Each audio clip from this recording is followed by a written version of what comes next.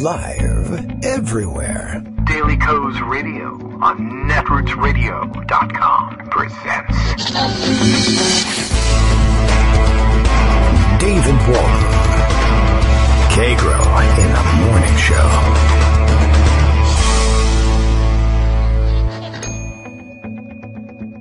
Now, here's David Waldman. Hey, good morning, everybody. How you doing? It is January 30th, Monday, as a matter of fact. January 30th. You can tell how we're doing and what day of the week it is by how shaky we are in our introduction. Yes. All right. Ready to go. Sort of. Kind of. Trying to get everything up and online and ready so I can see all of your bright, shining Twitter faces this morning.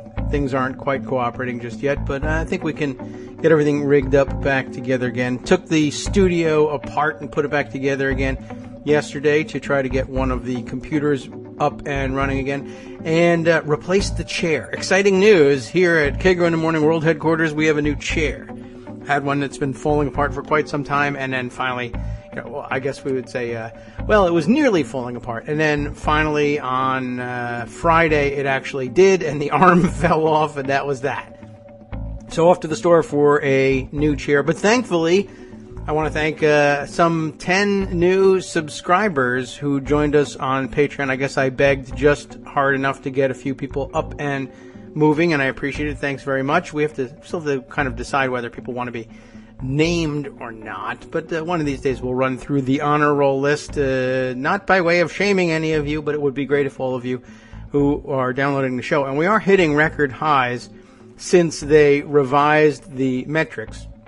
Long-time listeners will remember that for a long time, Libsyn's, I don't know what you would call it, but Libsyn's programming was put together such that they were wildly overcounting the download numbers. It looked really good, but I wondered where all these people were coming from. But I think they were measuring instead probably the number of people who opened and were served up the Daily Kos pages upon which our player was embedded, and then they refined their metrics and got it right and got what we now think are actual download numbers. Anyway, that's a long time past, so we've had a good long run of the more accurate, I think, smaller numbers, and we're now getting to the point where we may be topping some 5,000 downloads daily on a regular basis. And as I mentioned, it would be very nice if some small percentage were able to step forward. I know not everybody can, and I know not everybody wants to sign up with an online system that ends up stealing your credit card numbers. Nobody wants to risk that. But they've been pretty stable. I haven't heard of any problems with Patreon. Of course, it's an inconvenience of modern life, to be sure. We want to be able to spread our money around electronically without ever leaving our chairs, and sometimes that, I guess, entails some risk. But at any rate, thanks for those of you who responded to our call. Thanks to those of you who are going to respond to our call this week and next week and the week after that. And pretty soon we may put something rather serious together. And as equipment falls apart, we'll be able to replace it. And as subscriptions need to be paid for, we'll be able to do that. And as small recompense is needed by folks like Scott, who help put our daily summary together, hopefully one day be able to boost that as well. Anyway, Greg Dworkin is here. And, Greg, we should, let's all send Greg money. Everybody send Greg money. No, don't send me money. If anybody needs money, David. Call up and, we'll send money to you. No, I don't want to one do of those the radio thank you cards. contests. You do the thank you Well, cards. you're the first caller and you win the big prize. So instead, I guess we'll let you just tell us what's in the news. That seems like a big prize. We'll do it like NPR, Okay. First caller in, and David will record your, voicemail. Right. Response in a David voice. Wouldn't that be interesting? That would be the most amazing prize to give away, mostly because I would say I don't even record my own outgoing message. My voice seems so strange to me. You know how it is when you hear your own voice recorded. Right. And for me, second prize would be I do the same thing, and first prize would be I wouldn't do it. Ah. That's right. It's always available to you as an option. Right. So this weekend was crazy. Listen, so if those numbers are going up and people are listening to the show, does that mean my flights of fancy and story arcs aren't chasing people away? Apparently not. It's working to gather people. It's nutty out there, and people are looking for some way to digest it in an atmosphere that, doesn't feel like you're constantly under assault, I guess. No, it doesn't feel like we're constantly under assault. It feels like we're kind of like hanging out in your kitchen. Yeah, well, I wonder how that happened. I don't know. But I think it's great, Well. And there's nothing like, stopping over a friend's house and just having a cup of coffee in the kitchen and chatting about politics, and that's what this show is. That's true. Thanks for listening. I got some story arcs for you today. Just fair warning. Yes. I could see that in your voice, right? Uh-oh, what now? Oh, okay, well, I have some idea. I've plotted out all right. a couple of things here for how I think I might approach the week. Okay, and it goes like this. First of all, let me give you the most concretest of all points. Stop picking on Trump voters. Oh? Concentrate your fire on the White House, on Steve Bannon, on Stephen Miller, and some of the chaos that's going on there. But leave the Trump voters out of it. Today, I explain why. I will give you the reasons for why I say that. So today's going to be about Trump and Trump voters, and maybe some insight as to, how they decided to vote for him in the first place, and what we can do to, if not win them over, at least keep them relatively neutral. And I think that's going to be important because there's going to be a lot of conflict coming in, and I think our goal needs to be make sure that it's us versus the White House, not us versus Trump voters. Otherwise, it's 1968 and 1970 all over again, and we don't want that. Okay. Next, and we may not get to this today, maybe Wednesday, or maybe Friday, depending on how long this takes. But we have to talk about Steve Bannon and Stephen Miller and some of the chaos in the White House and what that all means and who's really in charge and who is not. And there's this fascinating Twitter feed that I have to get my hands on, which is going to be a kind of a rogue White House feed. One of those many things we talked about the Park Service the other day. Mm-hmm. But this one is, and I think I'll give you just so you can see it. It's called Rogue POTUS Staff. Yes. Now, this may not be real. Right. But whoever the guy is doing this is really sharp and seems to be a real good observer of what's going on, and therefore there may well be some insights from that. And then finally, the third part is, okay, given all of that, what does that mean for us? And how do we talk about resistance and things that are going on, the protests at the airports that happened over the weekend, all the important things that actually have substance and meaning, but doing it in a way that doesn't lose sight of the main story. And the main story is Bannon and Miller and that particular cabal trying to consolidate power in the White House at the expense of, you might call it the Reince Priebus, Mike Pence, Paul Ryan, traditional Republican conservative axis. They are not on the same page, and each would rather be the one to direct Trump what to do because Trump doesn't know what to do. Okay. That's the background for all of this. Thanks. Silence. Yeah. But again, start step by step, and let me talk about the Trump voters. Oh, all right. Back to them. And this goes. This is where it all starts. So it goes back to the primaries and the general election, especially. Yes. And Trump seems to be a lot more popular than anybody figured. And the question on the table is, but we look at it and say he's this and this and this. Why? And we know it's not economic anxiety, and we know that there's elements of racism and misogyny in it, but probably not overt David Duke style stuff. That's a relatively small component. Mm-hmm. And go back to what Hillary Clinton said with those basket of deplorables, because that's going to come up in this discussion. And what she meant to say is that there's a large basket of Trump voters who just really want the right thing and don't know how to get there, and then there's a very small basket of deplorables that are like David Duke style. Mm-hmm. And she mangled it completely and made it 50-50, which is a horrible political mistake, and she paid for it. So what's that all about? Well, the basic idea is this. If you're looking at triggers and primal desires and things that people want and react to in a positive or a negative way. It's females want to avoid isolation and males want to avoid shame. And I think we talked about this a little bit last week. Okay. But it's a powerful driver. So let's assume that the Chris Arnaud line of let's go to small towns and get into the McDonald's in the morning and talk to the people here. And whereas it was originally cast as economic anxiety, that's wrong.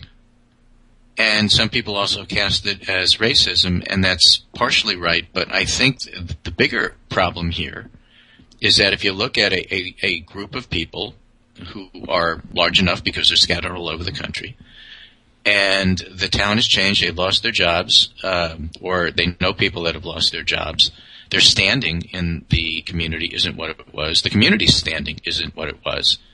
And there is a lot of shame associated with that. And Trump comes in, and as we talked last week, says, I'm going to give you an out here. I recognize what's going on, and I will fix it.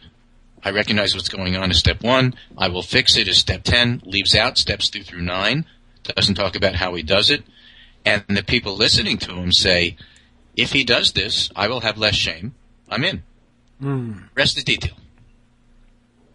Because everything that is going on here is bothering me. I don't like the way it is. I want to kick the checkerboard off the table. I want to decrease my shame and my community shame. And then Hillary comes in, and she's a woman, so you got to be careful with that. How do those primal things work? Did we talk about the man cave example? I forgot. The man cave example. Imagine this. I mean, this is so common, right? So husband and wife comes in and says, there's some things you really need to do around the house you haven't been doing. Uh-huh. And man thinks to himself, she is shaming me. I am running to the man cave. It's safe in there. Right. And he does. And what has that done? That has increased her isolation. Bad. That's a primal trigger. Don't do that. And she has increased his shame. Bad. Primal trigger. Don't do that. And that encounter does not work out. Uh-huh. That is like a super common example of how these things show up in real life. Yes. So essentially, Hillary comes in and says, you got to clean up your act in terms of how you run the country or how you vote or how you do things. And the guys say, I don't need this. I'm going to the man cave. And so they just turn her out. And then she says, oh, and by the way, you're a bunch of deplorables too. And they're saying, now it's bad enough that you've increased my shame by pointing out the things that I'm not doing right. And it's a woman doing it. And now you're calling me deplorable. She's lost those voters like forever. Okay. And so the election happens, and people say, well, it's economic anxiety. It's not. Trump promises to decrease shame, and in their eyes, rightly or wrongly, Hillary Clinton is increasing their shame. They are with him. They are not with her. And by the way, lock her up because I'm mad at her anyway. Yes. Right. Okay. I mean, it's all part of a big picture here. So election happens, and the funny thing is, more women vote than men. Women don't have this same shame trigger as men do. Hillary actually does a pretty good job connecting. Women support her, some fiercely, some men fiercely, because there's that connection thing. And of course, 2 through 10 really matters a whole lot. Yes. So 2 through 9. So those steps really matter, and we look at the whole policy and the whole picture. And she gets 3 million more votes, but not in the right places. And she loses. Right. So that's basically what, but was it about racism? Not really. It's that if you're telling me that you're going to decrease my shame, I'll overlook the racism. Is that good? No. But is it, I'm voting for you because I'm a racist? No. I don't want David Duke. Trump seems like he's a better messenger. Besides, he's going to decrease shame, increase jobs, make my community better. I'm in. So this happens, and now we're post-election. And what is the purpose and function of berating Trump voters for being dumb enough to vote for him? What are you doing? You're increasing shame. Not good. Not going to work.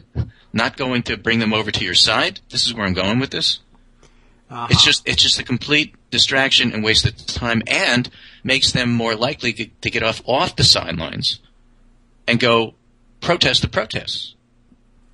because now you're giving Bannon and Trump in the White House a tool, just like in 1968 and 70 with Nixon, to pull out the law and order, silent majority stuff and say, look at them, they're in the streets protesting you, the Trump voter, when in fact they're in the streets protesting Trump and Bannon in the White House. And I'm saying, don't give him extra tools to let him do that. Because we know he's going to do that. Everybody knows what the Nixon playbook is, if you can remember that far. We all know where this is going. Make it more difficult for him. Don't make it easier for him. And that's the justification behind leave the Trump voters alone, move on, concentrate your fire on the White House. What do you think? I see. Well, I think as a major thrust, it makes a good amount of sense. It's going to be difficult to do, but it's one of those things you have to do strategically. I mean, it's not like right? we can wave our hands and make it happen. True, and occasionally I will warn you along the way. I will slip and tell people they're stupid. I think it's going to happen. So will I. We're all human, but as a general concept. Yes, and this is where we should strive for. Even if, as humans, we don't quite get there. True, and I guess we'll have to watch. For instance, don't wag our fingers too hard at people who fall off on the way. I guess, and say, all right. But everybody realizes, as satisfying as it sometimes is to do that. Okay, well, supposing we shame some subset of Trump voters so badly that in fact we cross over their resistance and push them entirely out of politics. We still have this guy in the White House. That's still a problem. We still do need to concentrate our fire there. So as long as we always come back to that, certainly. Right. So let me go back to this rogue POTUS staff thing. Yes. Which is kind of funny. Okay. Because they're talking as if they're in the White House. Let's pretend they are for the sake of narrative. We don't know that. It could be fake. But again, insightful observation, so let's pretend it's real. It's truthy. Yeah. And yesterday tweets, suspicion that Bannon is urging the POTUS to egg on protests and then calling the National Guard to disperse is a demonstration of power. Hashtag resist peacefully. This is when I read that tweet. This is where I'm getting this idea from. I see. Simultaneously, another one here. Attempts to get POTUS to work on policy failed, retreats to residents skulking over McCain-Lindsay announcement, Lindsey Graham, and public protests. So, Trump is miffed. He looks weak. He wants to look strong.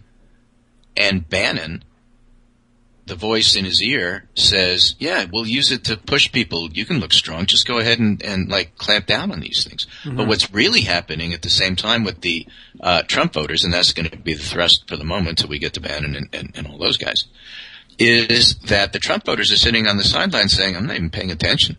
I mean, Super Bowl's coming. Where's my job? I got things to do. I don't know. They don't like him. They never like him. What's that got to do with me?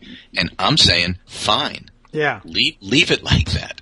That's true. There hasn't been much in the way of counter protest. There haven't. And I got some nice, pieces here from NBC News talking about the fact they've interviewed them and they're kind of scratching their head. I don't understand what the protests are. I like this guy, but hey, whatever. I got things to do. Don't make it me versus that guy. Then he'll come out on the street and do counter protests, and then we got a mess, and then they will send in the National Guard. Don't go there. Well, this is an easy issue to practice that with. There's very little reason for protesters to be aiming at Trump supporters at the moment, since we're really wrangling over. I mean, it isolates Trump as precisely as could possibly be an executive order. And that's what you want. You want to isolate him. That's exactly right. You don't want to invoke other people coming to his support because you just did it too much, too far, et cetera, et cetera. It's just something we have to watch. By the way, just sort of a one-off observation on all of this. I remember seeing on maybe Friday, perhaps Thursday. What was the day that the March for Life had showed up at? I didn't know they do this annually in January. I can't remember exactly what the date is because I don't participate in that march. But when they were out there, I thought it was interesting watching. Sean Spicer was upset with the Washington D.C. centric news media reporting that there were demonstrators out in front of the Supreme Court. He was angry. He's I don't know. He was brought up, I guess, in the weirdo tradition that demonstrators, well, that's something leftists do. These people were outside with signs shouting in support of a position that the Supreme Court has not yet adopted and insisting that they do so, couldn't possibly be demonstrators because they weren't left-wing. He was really upset, and he really wanted a retraction somehow from the reporters for calling them demonstrators. Sort of plays into that mindset. The people who go out and demonstrate, well, they're leftist weirdos. And when they go out, they're, I don't know what, patriots or something they love to call themselves, even though, I mean, the Tea Party is all about demonstration, but I guess they don't call it that. It's weird. Right. Now, I haven't gamed out the POTUS and SCOTUS stuff, so these names may be more familiar to you or even Armando than I, but I'm reading the rogue POTUS staff tweets this morning, again, just for context, so that we can take what I just said and try to put it in context with what's being reported. And this morning, for example, under early morning advice from Bannon, POTUS to push Spicer, that's Sean Spicer, the professional weasel spokesperson, to accuse Muslim ban protests of compromising national security. POTUS was not pleased with Priebus using Meet the Press appearance to promise a green card change that POTUS rejected, feels his hand was pushed.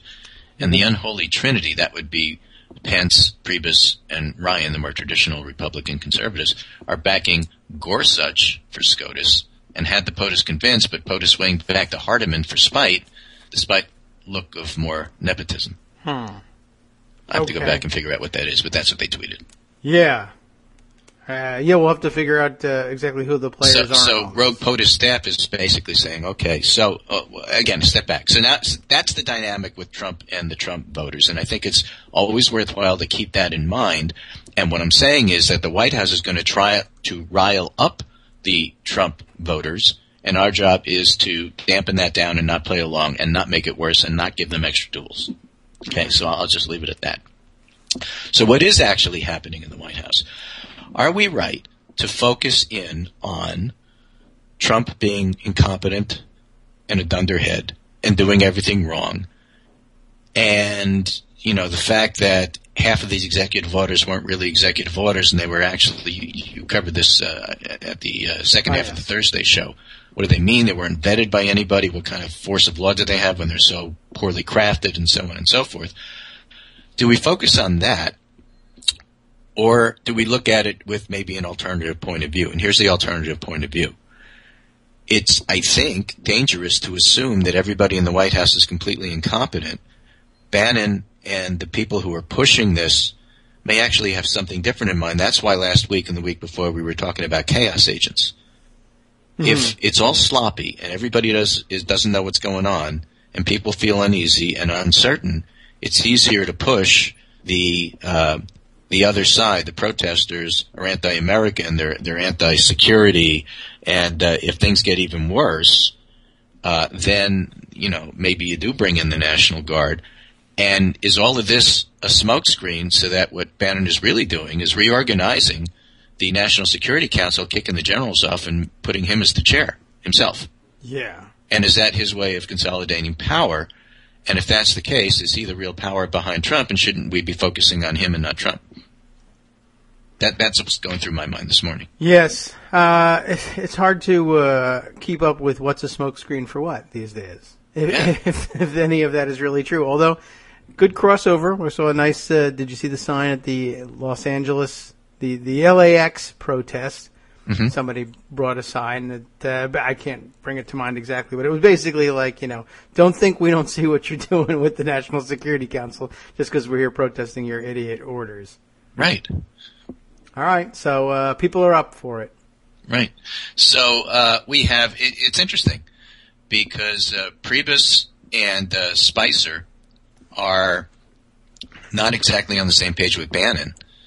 And Bannon clearly is winning the power struggle for now, but it is not without struggle, and he doesn't have free rein. At the same time, my worry is, my fear, is that Bannon really is intent on bringing the whole thing down, including the American democratic experiment. And, if it doesn't work, shrug, I'll just try something else. Right. So you could throw out a Muslim ban and watch the chaos, which is what we did over the weekend. Yeah. And it either works in his favor because it masks other things he's trying to do, like take power at the National Security Council, or it fails. Shrug, I'm still here. I'll just try something else, and you just move on. And you don't want to focus too much on the Muslim ban, as important as it is. It affects people's lives, and not miss the bigger picture of what's happening here. Mm-hmm. Well, there's too much. That's where story arcs and narratives help you. Because if you have an idea of Bannon behind the scenes trying to pull the strings and be a puppet master to the puppet, no puppet, your puppet, right. Then you don't get bogged down with the individual details of, oh my God, what did they do this time, today, this morning, just now, and then 3 hours from now? Yeah. Well, it's easy to get bogged down, certainly. Although, I don't know. I wonder whether there's a point at which the fog just overwhelms the White House as well. I mean, you've got 10,000 these guys people. don't have superpowers. They may not know what they're doing in the end, or they may overestimate what they're doing in the end. That's absolutely true. Yeah, they may just end up drowning in overall suspicion and opposition to everything that they do because it becomes rote response for a majority of America to say, well, what is this crap? What are they lying about? What are they trying to cover up? What awful thing is this? How come another one of these idiotic executive orders that has no basis in law? Look at this, reversed again. I guess at some point begins to accumulate, and I hope at some point, I guess if we take a look back every once in a while at the Trump voters, I wonder whether there's any point at which, I guess they've tuned into alternative news sources and have stayed focused on that. I don't know if that ever seeps through on there. Obviously, the Breitbarts of the world portrayed the weekend's events as a terrific success.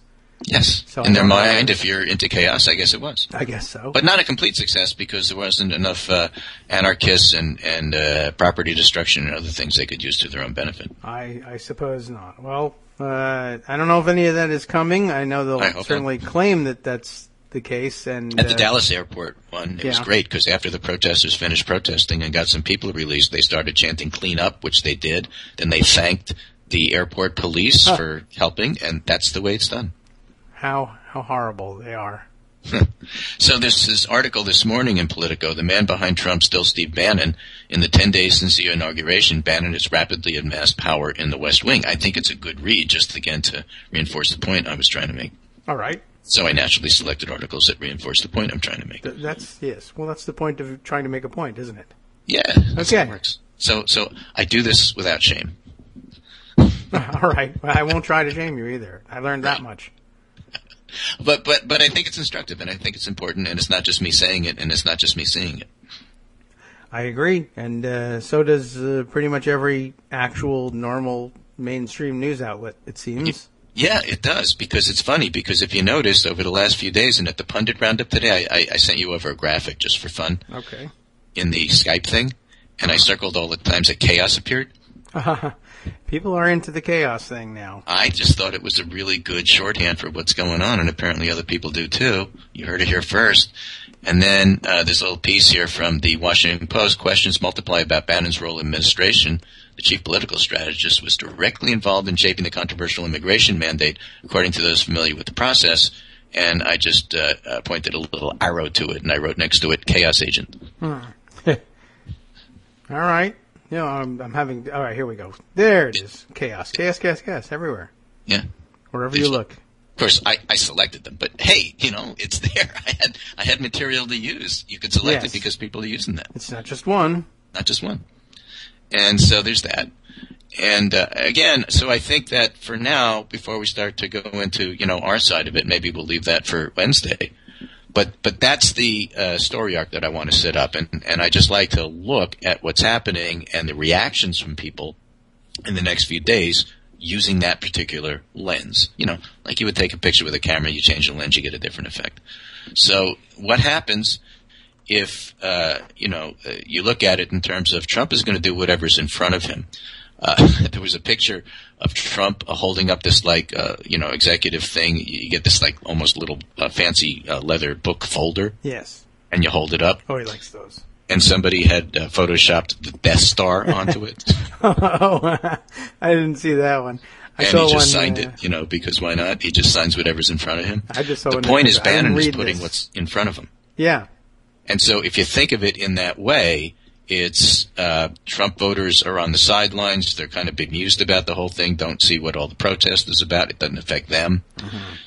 And fine, leave it there. But at the same time, Bannon is pushing to make it even more chaotic. And I think, in his own mind, he would be delighted if there was more violent protest, more mess, because he could use it to his own benefit. At the same time, power struggle within the White House.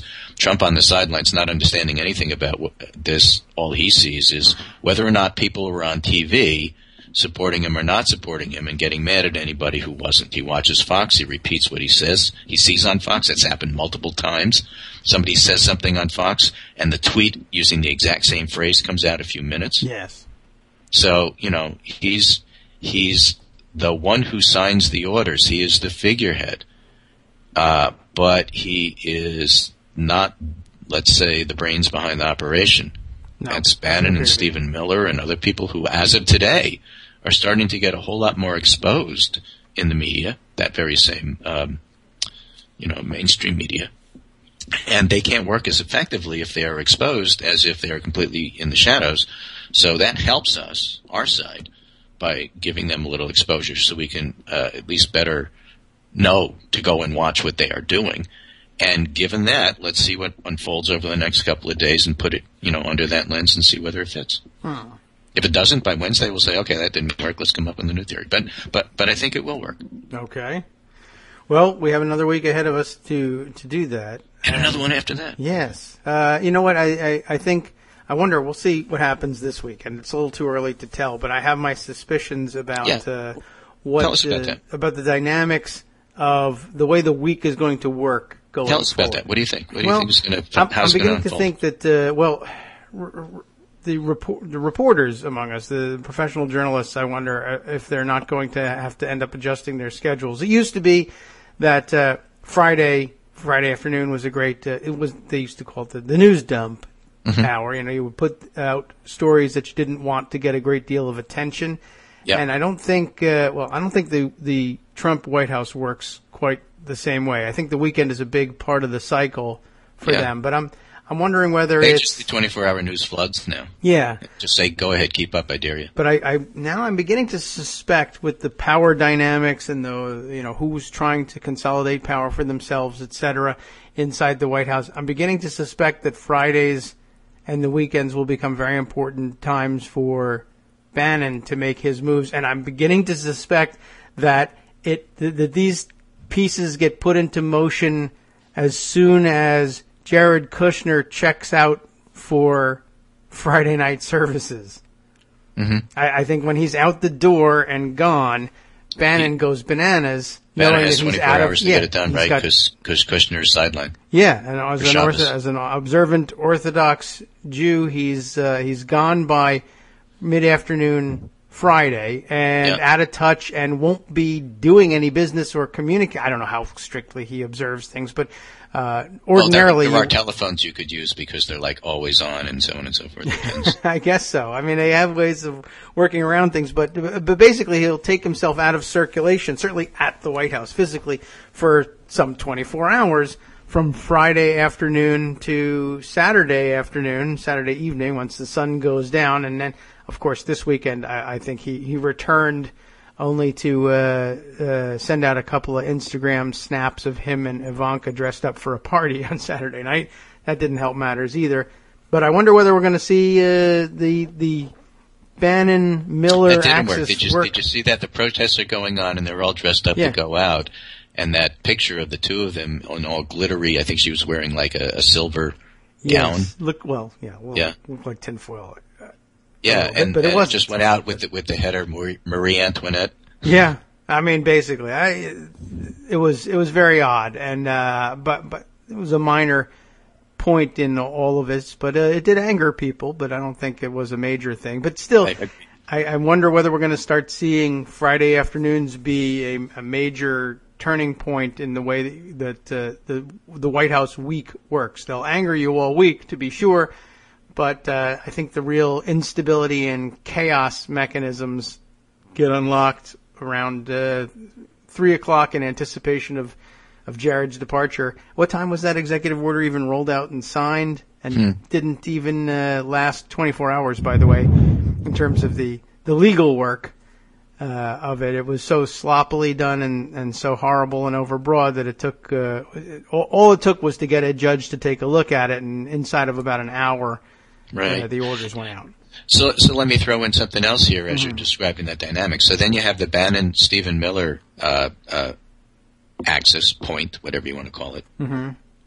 You have what the Rogue POTUS Twitter feed calls the Unholy Trinity, which is the conservatives led by Pence, I suppose, and Priebus, not being as powerful perhaps as Kushner and Ivanka, which is the third power center there. Yeah. They gain their power from being family, and family's everything. So without them, the Unholy Trinity side isn't quite as powerful as the Bannon axis, and therefore can't quite stop everything, and all of that happens. But in this is the dawning recognition that everybody in the cabinet was picked for their hair and whether or not they have a mustache or complete figureheads, and have absolutely no input into any of this. Yeah, well, at least not much. That is another of the angles. They weren't even told. Yeah. Something we're really going to have to work out in the history of how this thing was introduced and how it was fought.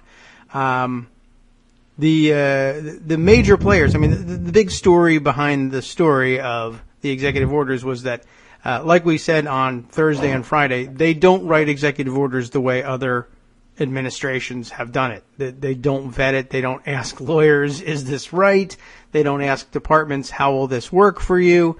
They don't consult any of the impacted parties. As the reporting finally bore out over the weekend, the major players in executing this executive order didn't know it was coming until it was too late, and didn't. I mean, there was some stories of Homeland Security would be basically the chief cabinet level mover behind executing this particular order, and they got a heads up so late that, in fact, while they were reviewing the text, it came on the TV that Trump was signing the order they were, at the first instance, being asked to review, while Secretary Kelly was in transit back from Miami. Right. It was really amazing. And I guess this is also relevant. This week, we'll see some more confirmation votes and cloture votes on cabinet secretaries and nominees, and now it should become part of the questioning and part of the voting calculus. I mean, it always should be part of the voting calculus, but we'll have to remind our senators. Kelly, General Kelly, now Secretary Kelly, was selected as one of the two that were let through on Inauguration Day, in the belief among Democrats who interviewed them during their confirmation hearings that they were the least crazy and possibly the most responsible of the bunch, and might be the ones to step in and possibly stand up to the crazier influences on the president, if not the president themselves. Mm-hmm. And now it turns out that, it took a good 24 to 48 hours for Secretary. I really do have to make sure not to refer to him as General, with the whole, civilian control and whatnot, although he's not on top of the military anymore. But it took him a good 24 to 48 hours to find his footing, and we're still not even sure that what his interpretation is the one that will stand.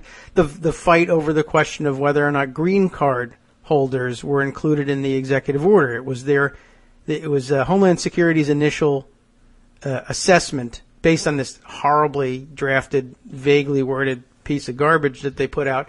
They couldn't possibly apply to green card holders, and so they began to interpret it that way. And then they heard, but without really anything official, well, no, the White House kind of overrules that, and no one was at first willing to even put a name to that. And then it turned out it was just Bannon and Miller saying, yeah, we're pretty sure the president meant that because we wrote it, but you never get the president on the phone to say so. And then they switched and they began holding green card holders. And then by Sunday afternoon, Sunday evening, Kelly was back in the picture and willing to say, oh, yes, we're not going to interpret things that way after all.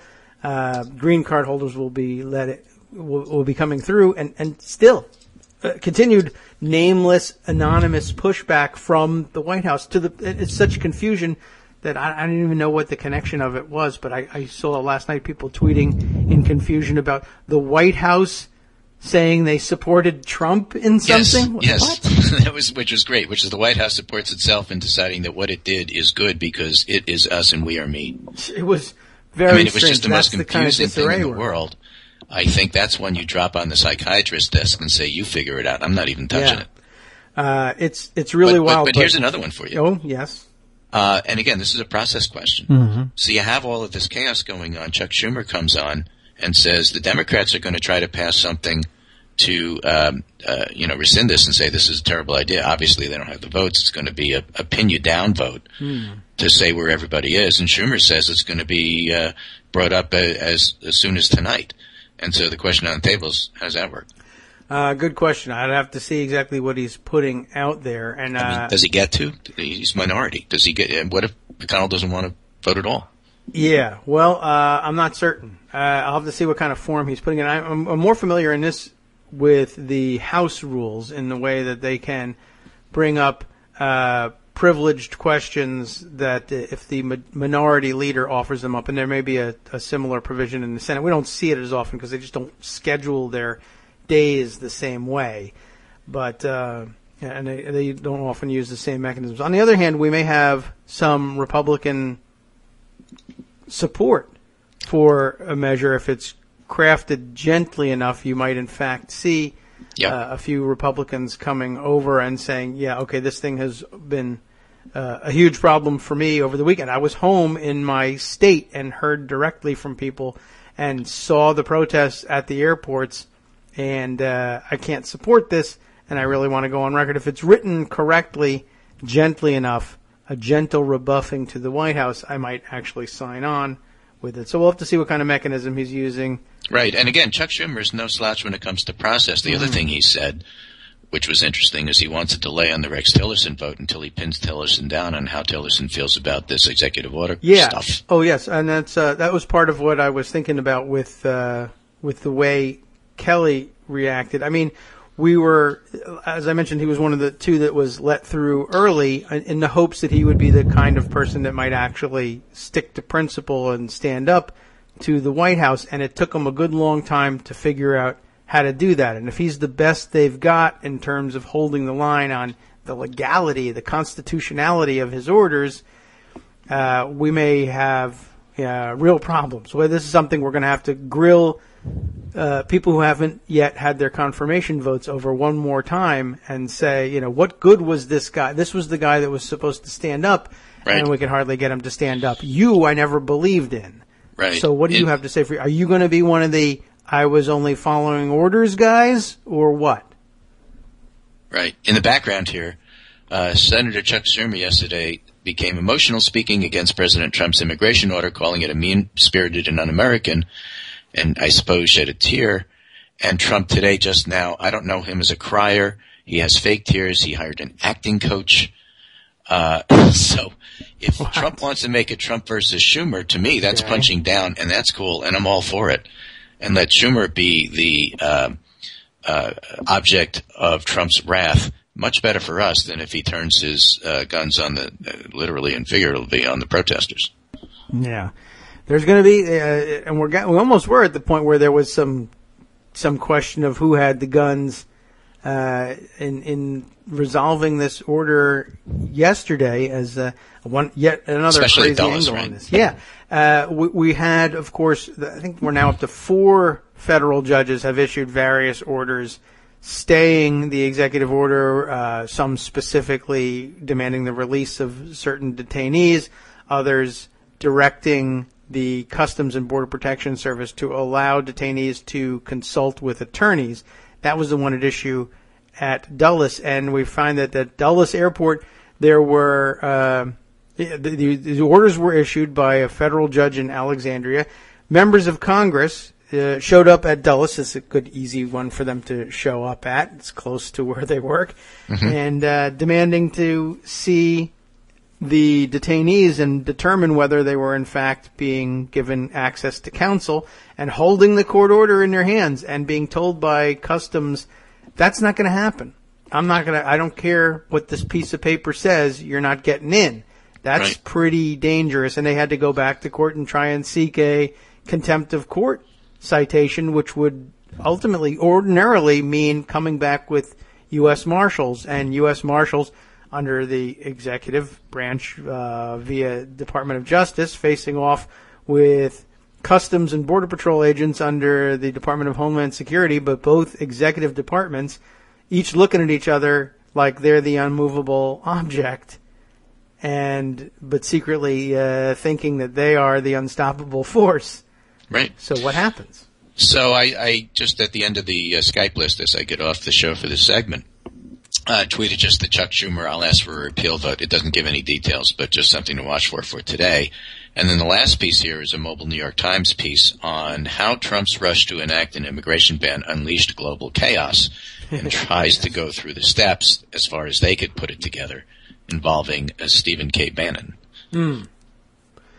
Wow. Well, there's an awful lot to catch up on here. And right. That one thing that might be useful in terms of process and what to watch for. But, far be it from me to direct you to do this.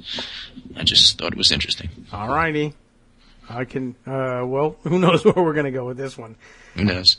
All righty. But anyway, that's my 20,000 feet big picture for the week. And then I think for the rest of the week, maybe we'll hone in on some of the details, flesh it out, and try to, bring it back to earth. This is Greg Dworkin speaking with my friend David Waldman, Kagro in the morning. Thanks so much for having me on. Thanks so much for listening, folks. Glad those numbers are going up for David. He's got a great show, and he's got another hour and a half of great show even after I leave. So, well, I got an hour and a half of show anyway. I do. No doubt about that. And I will be back on Wednesday, and we'll talk to you then. Okay, great. Thanks very much. I bet stuff happens between now and then. I am fairly certain it will. We can tell you what's scheduled to happen anyway, and then we'll talk about what else happens in between. All righty. Take care. Thank you. Talk to you. You do the same. So, speaking of what's scheduled to happen, just so we're up to date on these things, the Senate today will be back in session around 5 o'clock. We'll catch up on procedure briefly, just as sort of a respite between the manic pace of kicking off a Monday after this insane weekend and then getting into the other bigger stories.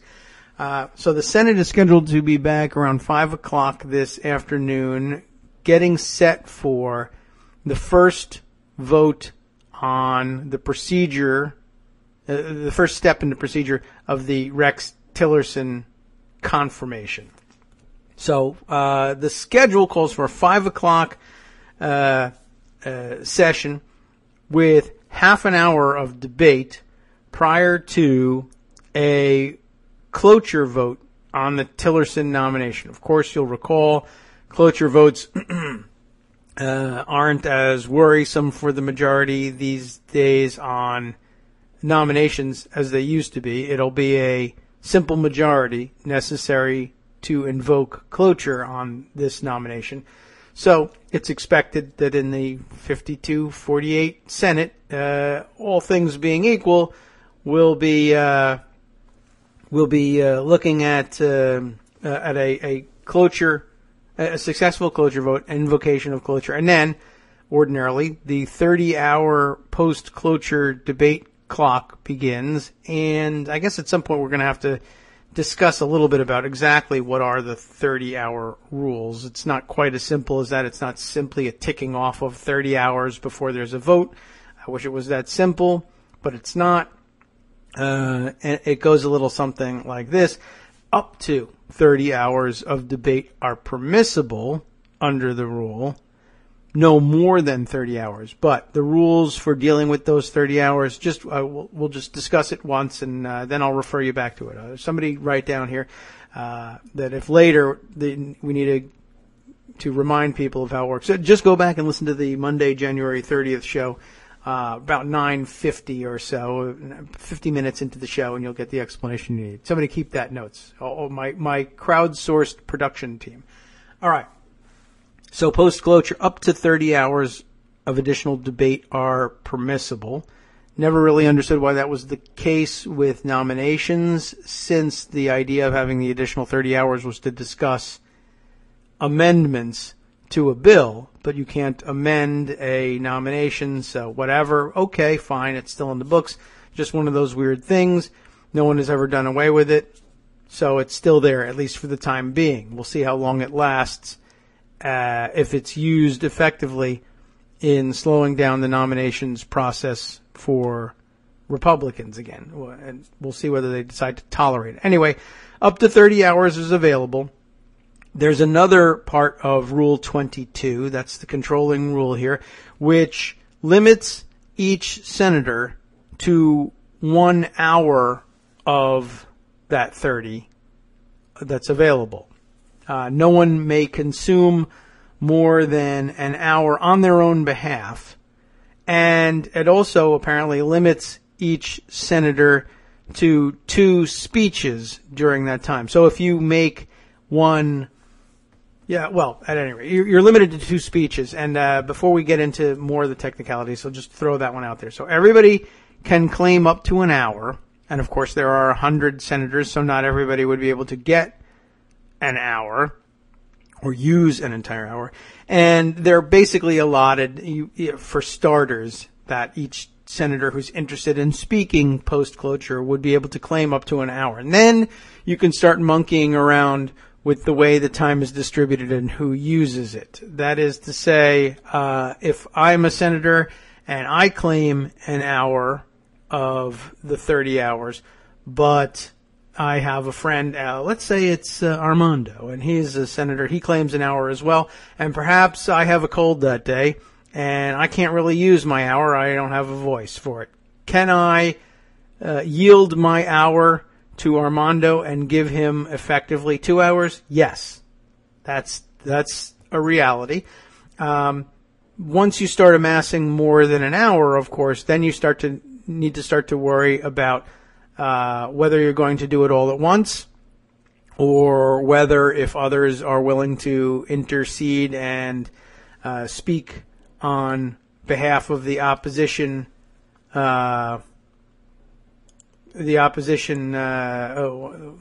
interesting. What I see flying by here. If you have a friend who's going to cooperate and continue the post-cloture time, continue to consume the post-cloture time, and they have a couple hours or more ceded to them, you have to remember not to break it up into any more than 2 chunks, essentially, because each senator will only be recognized, strictly speaking, under the strict interpretation of the rules, for 2 speeches.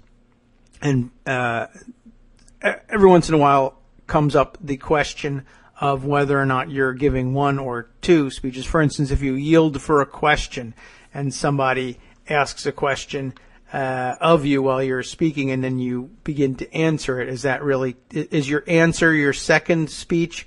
Usually not, but if there's any intervening debate in between your speech and your continuation, I suppose if other senators have exchanges, or if there's procedural happenings going on, quorum calls or what have you, then you would be on to your second speech. So that things begin to get dicey, and when nerves begin to get frayed, you have fights over whether or not somebody has used more than the hour allotted to them, whether or not they've begun a second speech or a third speech, if you want to ban them from speaking.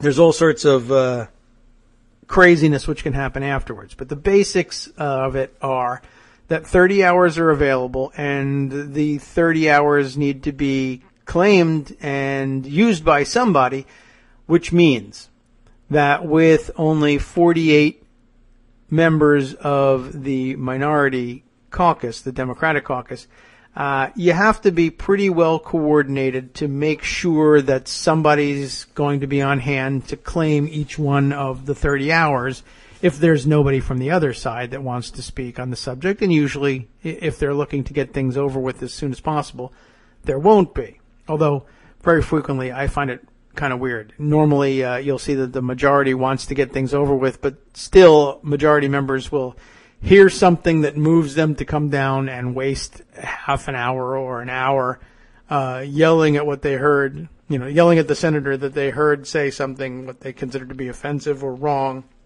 somewhere during the debate, thereby extending the debate. But basically, you're going to need 30 of our 48 senators every time. At least potentially you'll need all 30 to come down and claim some part of that time if you want to use all of the 30-hour clock post-cloture. If it happens that cloture is invoked and up to 30 hours are available and only 4 senators in the minority have anything to say, and they can't coordinate with other members of the caucus to claim time and yield it to them, then after 4 hours, nobody's got anything to say, nobody wants to continue the debate, the majority leader can come back to the floor and say, all right, well, let's, if no one else seeks time, actually that would be, basically I'm sure the majority leader would prompt the presiding officer to do this, but ultimately it's up to the presiding officer if they ask, does anyone else seek time? And if no one who hasn't already used their hour or made their 2 speeches steps up, then that's it. They'll just have that vote right then and there. So it can happen that without coordination, the 30 hours can be reduced to nothing. So you'll have to stay on top of the situation. We'll try and help you stay on top of the situation and make sure that your Democratic and or independent senators know that you consider it to be their job to consume those 30 hours every time. Sometimes people can, bear the brunt of the 30 hours and let people cede the time to them and they'll take care of things. And on a rotating basis, it can work out. It won't be that hard. You can still have, what did we say, 30, 40, so 18 of your 48 senators, if you're counting the independents along with you, can take the time off, basically. So on a rotating basis, you should be able to make this work. Anyway, so that's what's happening this week, or at least today. 5 o'clock, they come around by unanimous consent agreement agreed to, I believe, last Tuesday following the Haley confirmations. They agreed that at 5 o'clock on Monday, they'd convene. Half an hour of debate would precede the cloture vote. They could have stretched that one out a little bit longer, but they agreed not to for whatever reason. And then our 30-hour clock begins somewhere around, let's say, 6 o'clock. If they have a 5:30 vote and they vote very quickly and efficiently, they can get the thing done in half an hour. Sometimes these things stretch out to an hour for whatever reason. Then your 30-hour clock begins, and ordinarily, when cloture is invoked, the underlying measure, whatever it is you've invoked cloture on, in this case the Rex Tillerson nomination, would be the exclusive business of the Senate until it's disposed of. Either the vote the vote passes or fails, and you find, or I guess if by unanimous consent you decide to suspend the vote and do away with it, table the measure, what have you, that's disposal of the issue too. But basically, until you're done with whatever business it was you invoked cloture on, nothing else comes up. So normally, let's say they invoke cloture and start the clock at 6 o'clock. You wouldn't be able to do anything else until, well, let's see, 6 p.m. on Mondays to 6 p.m. on Tuesday is 24 hours, plus another 6 hours. Midnight Wednesday would be the final, well, when you would finally run out of 30 hours, run the 30-hour clock out, and you would be eligible to close down debate even if there were still senators wishing to speak, and hold your nomination, the confirmation vote on Rex Tillerson. You could stretch that out until midnight as between Tuesday and Wednesday of this week. Possibly a little later, depending on when you start the 30-hour clock. So even so, well, let's say Wednesday at 1 a.m. you get around to having your Tillerson vote on confirmation. But by prior unanimous consent agreement, again agreed to on Tuesday following the Haley vote, the confirmation vote on Elaine Chao for Transportation Secretary is set for noon on Tuesday. So what happened here? Not exactly certain how or why this one was worked out, but if they had pushed hard and fought every step of the way, you would have seen Democrats push back the first available moment for the Chao nominations consideration should have come at about 1 a.m. on Wednesday. It's not a huge deal, about 12 hours earlier than you would otherwise have been able to come to the Chao vote.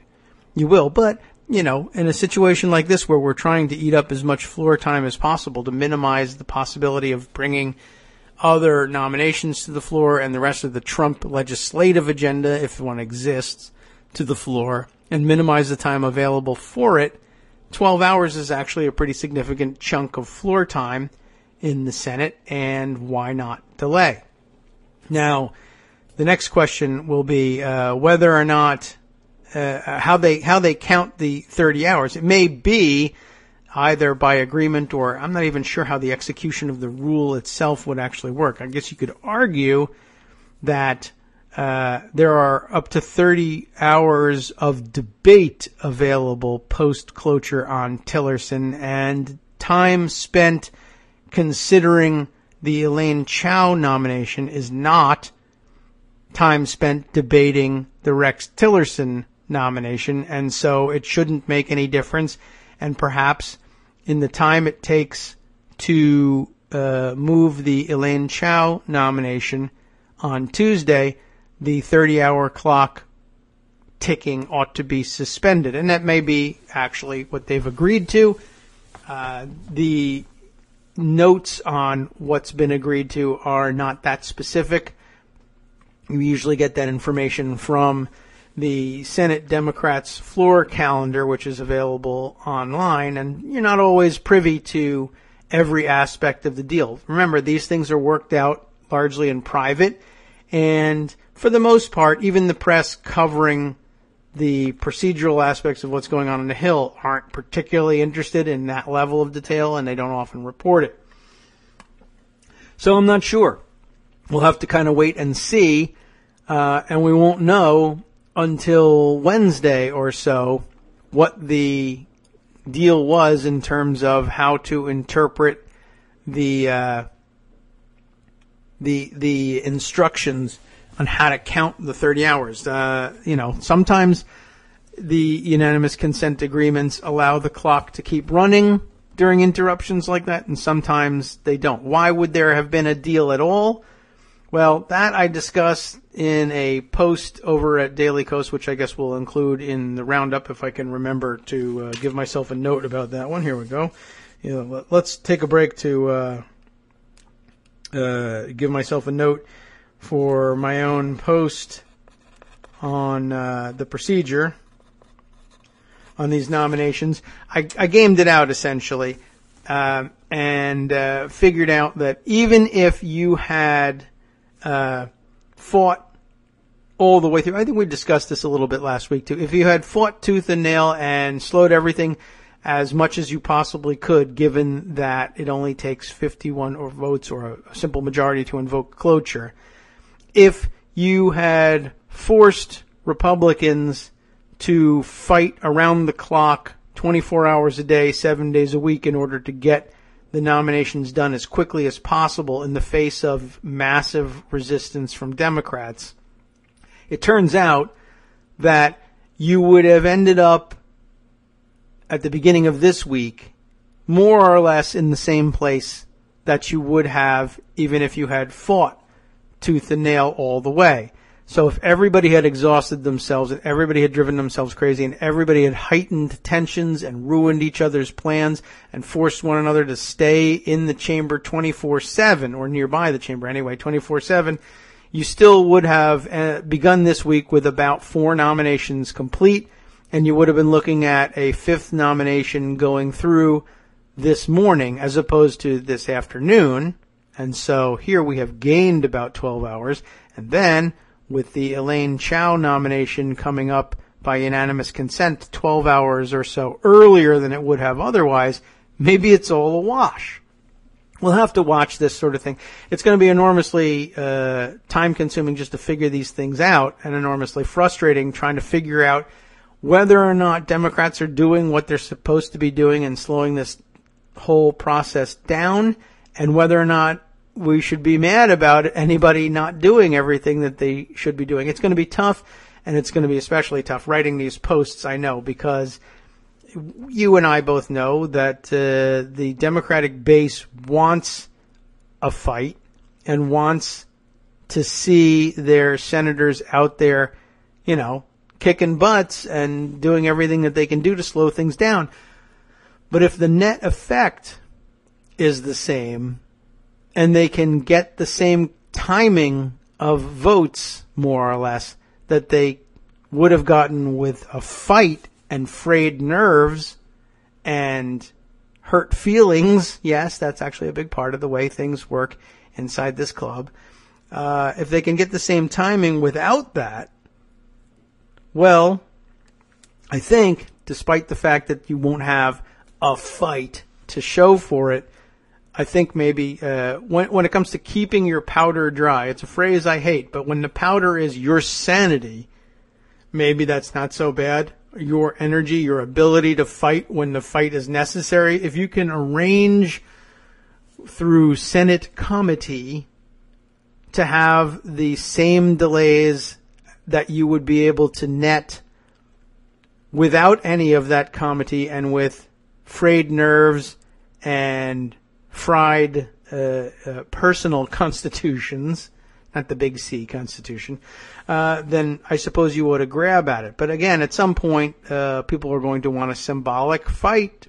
We'll see whether a series of cloture votes and 30 hours worth of speeches in between satisfies the Democratic base's hunger for a fight. I suppose you'll want to get your satisfaction elsewhere, and maybe airport demonstrations and elsewhere are the places to find that. Although it does run the political risk, it's going to be an interesting dynamic to watch. I'm already beginning to see lots of writing on the subject that somehow the energy, and this is true to a certain extent, the energy of the Democratic Party is elsewhere. It's not in the Senate where our elected leaders are. And I don't know that that's wrong, and I don't know that that's a bad thing. But I also will probably be beating my head against the wall for the next couple of months doing this, but I'll be doing so anyway, reminding people that, maybe that's the way it ought to be. Maybe it isn't elected leaders in the Senate that we ought to be looking to for our energy necessarily. Their fight is a different one. When I posted this piece about gaming out the procedural aspects of it, we had to make a point early on in the post that, there is a value to having visible fights going on, but that's actually a different issue. I'm going to have to focus exclusively on the timing part. If you also would like to have a visible fight, that might be a defensible position. That might actually be a smart strategy, but somebody else is going to have to track that. I can only track the timing. I could try to track both, but I'd never sleep. So, anyway, it's going to be difficult allowing the senators to focus on the timing, but really it's going to take all their time and concentration too. That is their job, and maybe it really is our job. Maybe it does fall to the rest of us to provide the energy and fight that's visible. Maybe we need to provide the visible portion of the resistance and let the people who signed up for the bureaucratic infighting provide that. All right. Moving on from there and trying to pick up the slack on a few other stories. Let's see. Yes, a good point in the comments section, we'll call it, the KITM hashtag, which you're all invited to use to make your comments to try and direct the show along the way. Michael Musson pointing out Reince Priebus's mom was, we'll slow down the point. You've probably seen it, perhaps, if you're monitoring the KITM hashtag too. There's some really good stuff here both about the Kushner family and the Reince Priebus family. Priebuses and the Kushners both would, under normal circumstances, have plenty of good reason to personally be opposed to this Muslim ban, which they keep denying that it is, but we keep seeing them accidentally slip and admit that it is. And yet they are, while they would have good reason to oppose this kind of ban, they simply have not stepped up and done so. Before we get to that, let's see. For one thing, the continuing slippage from the White House, they can barely contain themselves from accidentally admitting that this is a Muslim ban. One of the big stories over the weekend was in issuing this executive order, insisting that it's not a Muslim ban. We went out of our way to do this in a way that they thought would stand up legally by focusing on, and this came out in, I guess, a television interview with Rudy Giuliani. Giuliani, though, was too excited to keep his mouth shut. He said, yeah, the president came to me earlier and said, I want to do the Muslim ban, but we want to do it legally. And I understand, I doubt very much that he understood, but somebody told him to say, I understand there could be some legal problems with just an outright ban on Muslims entering the country. How can we do it legally?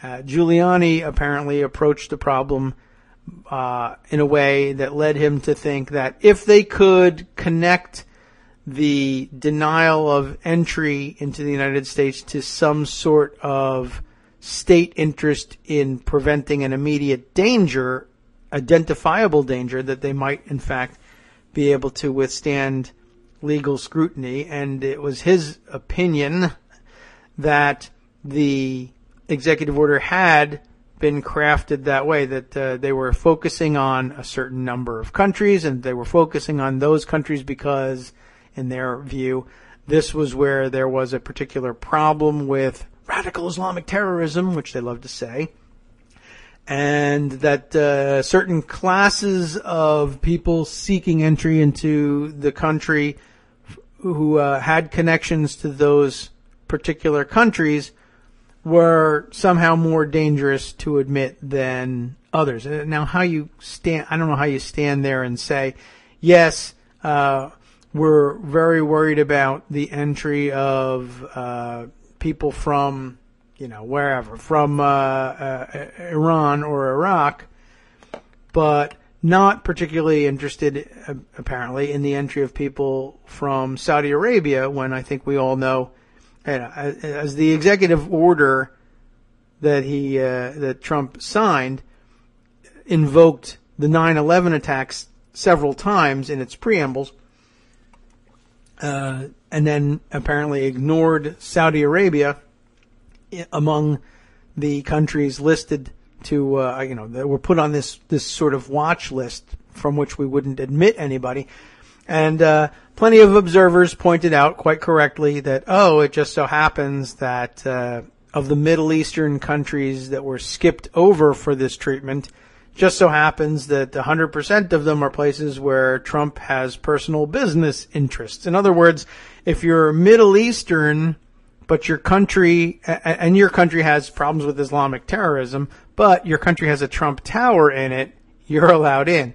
Although, I must say that seemed a little bit, it was certainly weird and certainly troubling, but why, I don't know what they really thought they were doing with that. If that were really a consideration, why they would think that people from a country where there's a Trump Tower would be any less, obviously I don't think they believe that they were any less likely to engage in terrorism, but on the other hand, I don't know why an administration like this one couldn't simply extend the ban across the board, but give specific instructions with respect to the entry into the country of people who were on their way to do business with the Trump family or who had done business with the Trump family before. Well, I wouldn't put it past this administration to be able to come up with a mechanism to say, all right, Saudi Arabia too, but call me if a Saudi Arabian comes in and I'll let you know whether it's a good Saudi Arabian or a bad Saudish Arabian. And basically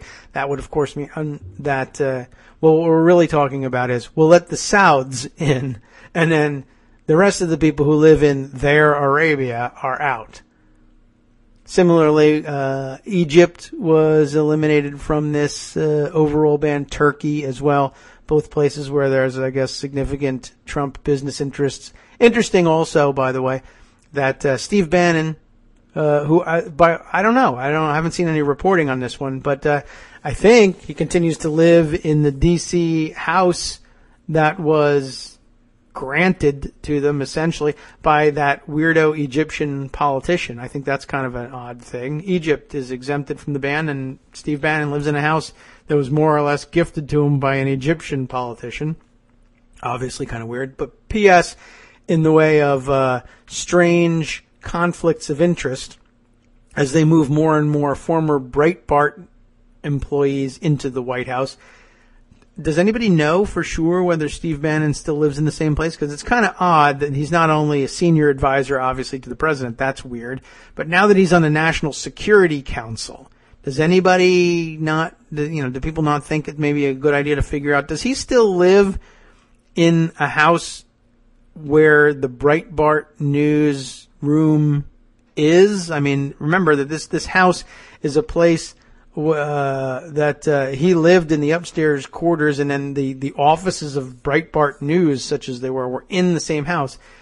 It's a little bit odd if you have somebody who's like super prominent on the National Security Council and is a senior advisor to the president, cohabiting, one, with Breitbart News, and two, sharing a house that's been gifted to them by an Egyptian politician of who knows what kind of origin or what kind of bent. That seems like the sort of thing that wouldn't really pass muster with the background checks that you thought probably in the movies went along with getting a seat on a National Security Council. Rebecca Roman's asking, weren't the countries not affected by the ban some of the countries the 9/11 attackers came from? Yes, absolutely. Almost all of them came from Saudi Arabia, and they're not affected by the ban. There were a few sprinkling of a few others out there too, but certainly, I mean, Saudi Arabia is the glaring hole in this stupid order, which is a glaring hole of its own kind. It never made any sense, and it wasn't supposed to, and I think in many ways Steve Bannon glories in the fact that it doesn't make any sense and that no one will be able to wrap their head around it. All right. But Michael Musson's comment was getting to another point, let's see if we can't quickly get through some of those. One, there was a piece in The Nation with respect to the Kushner family and what should have been their interest in opposing such a ban. This piece here by Lizzie Ratner, again in The Nation, titled, "Nobody Wanted to Take Us In, the Story of Jared Kushner's Family and Mine." Subtitle here, as Trump bars refugees and Muslim immigrants from coming to this country, it's worth remembering the Jews who were shut out the last time we closed our borders, like Jared Kushner's grandmother. And people spent all weekend, I saw a rather effective campaign on Twitter, tweeting around the pictures of and names of people on the manifest of the very infamous St. Louis, the ship, the St. Louis, which was full of Jewish refugees fleeing Nazi Europe, which was refused entry into the United States and was turned around, and many, if not most of the people on board later returned to German control and killed in concentration camps. And I guess there were many such ships. The piece in The Nation focuses on a different one, the RMS Aquitania, apparently, according to the photo and photo caption accompanying the piece. Let's take a look at that one. In my aunt's house, in the bedroom where I've often slept, our writer reports, there's a framed photo of a ship's manifest that I love to stare at. The ship was the RMS Aquitania, a Cunard ocean liner, with an inky black hull that was infamous for its 4 smokestacks. Famous for its 4. I was wondering, why was it infamous for having 4 smokestacks? Well, apparently not. Famous for its 4 smokestacks. Its picture hangs in the bedroom, too. I can spend long minutes looking at these photos. First the ship, then the manifest with its clutter of blocky print that draws my eyes up, down, and across the page until they finally settle on the name I'm always looking for, Oscar Ratowzer. Ratowzer. The print tells me that he was a worker from the town of Białystok in Poland. If I trace down the column labeled race or people, I come to the word Hebrew. Oscar Ratowzer, also known as Osher, was my grandfather. The manifest lists him as being 16, but my family believes he was closer to 19 or 20 when he boarded the ship in Southampton, England on October 23rd, 1920, and began his third-class voyage across the Atlantic. So 1920, quite early on, interestingly enough. The journey took 7 days, finally depositing him at Ellis Island, America's Golden Door, the gateway to a world without pogroms or hunger or the horror of World War. There, he would almost certainly have been met by an assembly line of doctors and inspectors who would have poked and peered at him, pried and questioned, until, content with what they'd found, they would send him on his way with a landing card and a new identity, Harry Ratner. My grandfather's journey had always moved me, filled me with overwhelming gratitude and awe, not least because I'm aware how differently it might have turned out. Oscar's passage to this country was far from guaranteed. A Jewish kid of conscription age, he was barred from leaving Poland legally, meaning that he and one of his older brothers, Lizer, were forced to slip over the border with Germany, dressed as cattle herders, then hide in a barn overnight, buried in haystacks. Their first attempt failed. My grandfather was caught by a bunch of pitchfork-wielding German guards and sent back across the border. His second attempt was more successful, but once in Germany, he and his brother ran into a second hurdle. They were carrying fake German passports, and the American consul had no intention of honoring them. It was only after the intercession of their oldest brother, Kalman, a Bolshevik sympathizer turned American citizen and Freemason, that the consul agreed to grant them visas to travel to the United States. According to family lore, the consul was also a Freemason. So that's interesting. Interesting way of getting around some of the restrictions. Anyway, this clearly not, I didn't have a chance to look this over, but I was grabbed by the headlines. This clearly not the same situation as the St. Louis, but merely an illustration of what sorts of difficulties early 20th century European refugees, Jewish refugees, had in reaching the United States. And I'm sure that further down this rather lengthy article, we'll find that the Kushner family had a similar experience. I wonder if I can find where that might be described in the article, if it's described in the article. But apparently, they must have had a lead somewhere that led them to believe that this was the case. I assume they justify this headline somewhere. Here we are down in this next couple sections down. It's likely that we'll never know the number or full roster of names of those refugees who sought and failed to find haven in the United States before and during the Holocaust. Yet one survivor, whose story still reverberates, is a woman named Ray Kushner. Eloquent and soft-spoken, with a sense of sadness but not rancor, Kushner recorded her history for the Kane College of New Jersey Holocaust Resource Center in 1982. Delivered in a quiet Yiddish-inflected accent, hers is a tale of devastation and tragedy, of a young woman whose family lived in Eastern Europe before the war, finding that the door was closed to the United States and elsewhere, and ended up victims of the Nazis.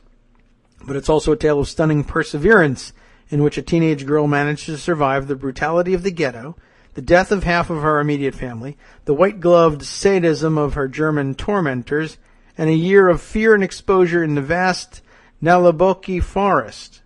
As she said in her interview, it's just miracles that we are alive.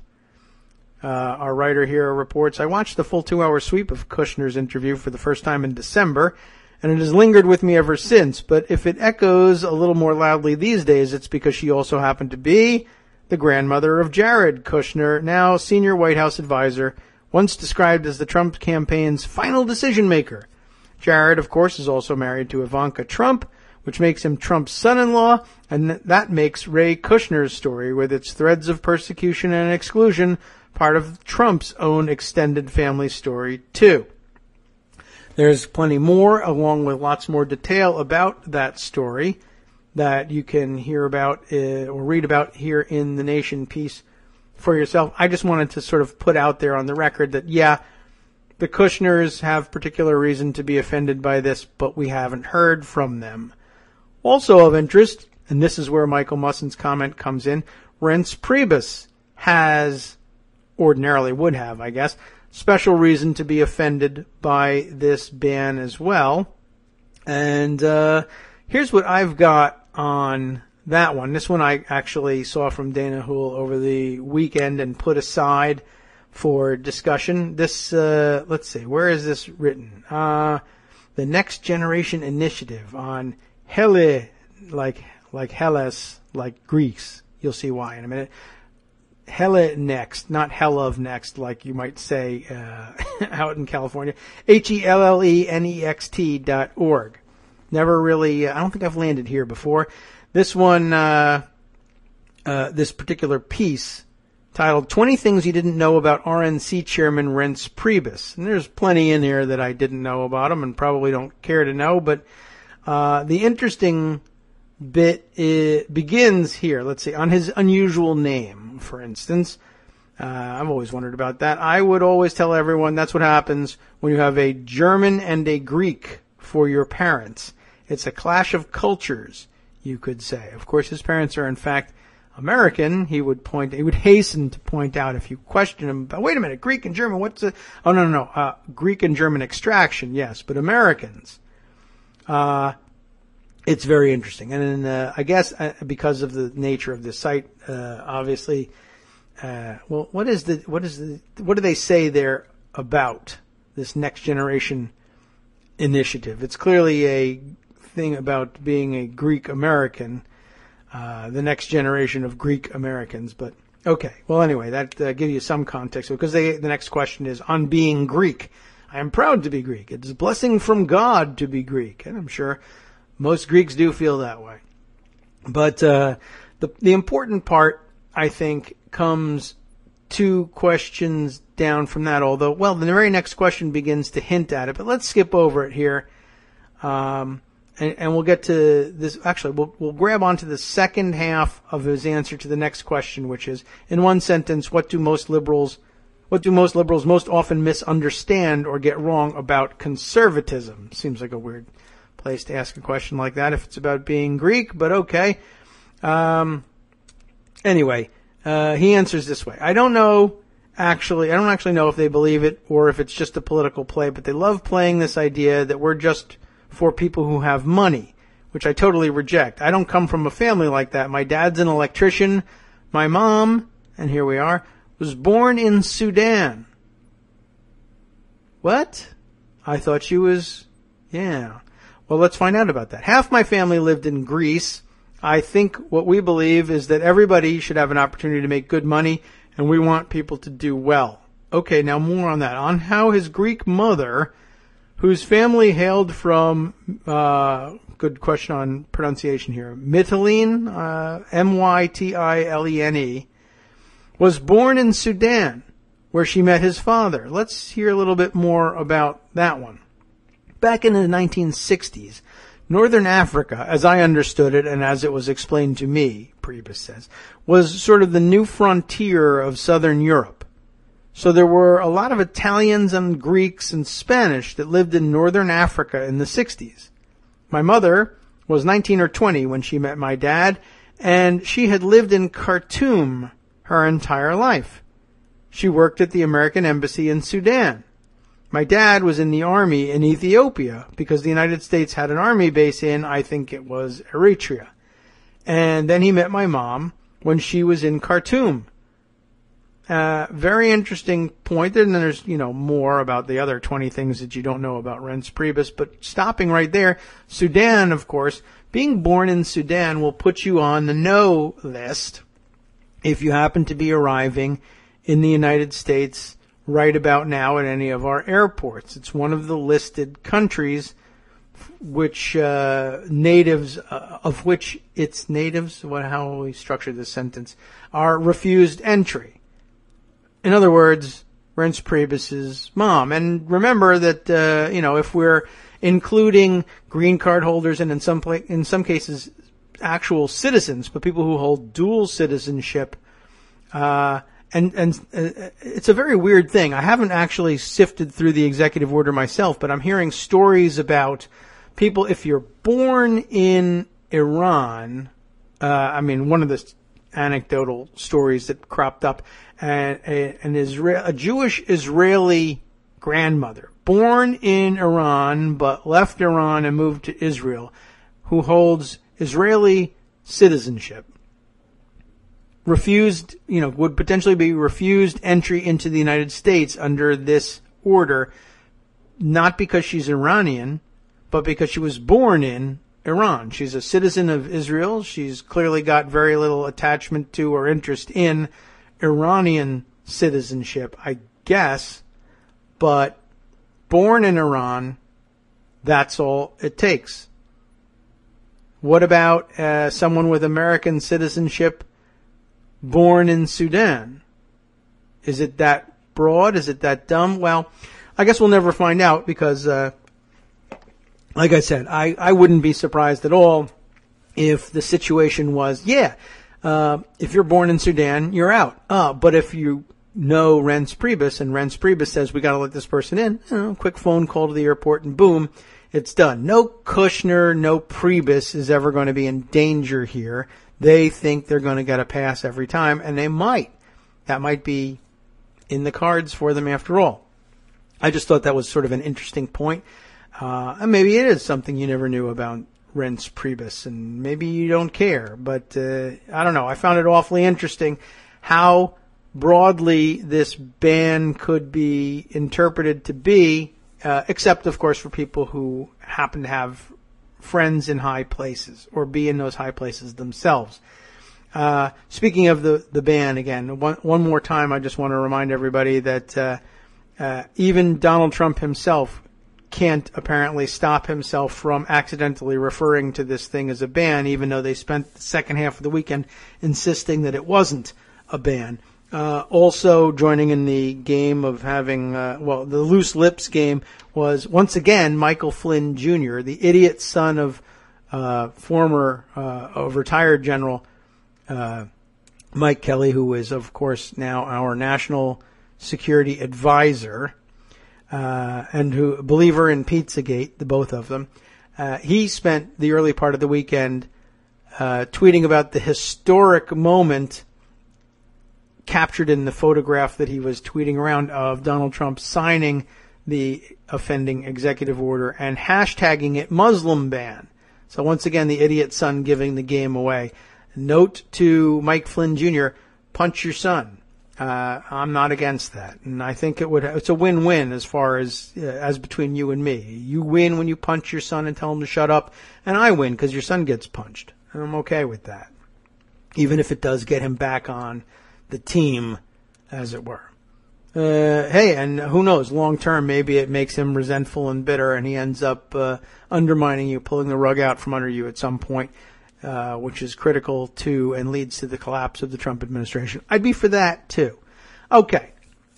So let me jump off of the weekend's events just for a minute here and bring you up to speed on something completely different.